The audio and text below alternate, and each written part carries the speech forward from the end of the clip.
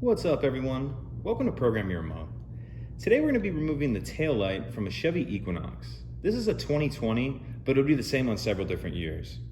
So in order to do this, we're going to need a flathead screwdriver, and we're going to need a number 15 Torx bit. Okay, so once we have those things, we can get started. The first thing we need to do is remove these two caps right here. So we'll just get under the edge by a screwdriver, pop them off like that.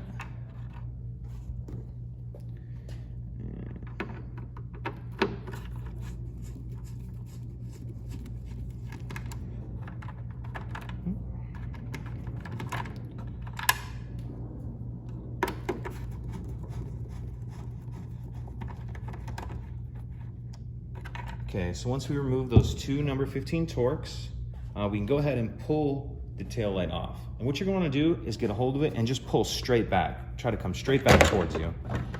That'll come off. And now, depending on what you're doing, if you're replacing the whole assembly, you'll obviously remove both of these. If you just need to replace one of the bulbs, you remove either or. It'll be the same to get these out.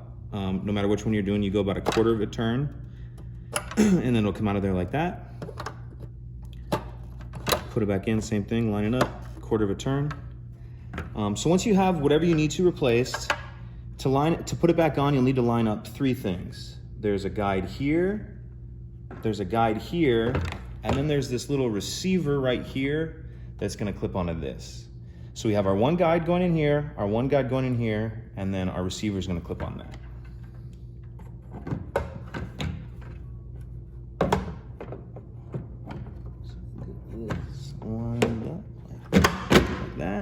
So once it's lined up and you kind of push it on there like that, then all you need to do is put your two screws back in, put your caps back on, and that's it.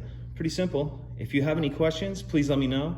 If you could take a second to like and subscribe, it helps us out and I'd appreciate it. Thank you.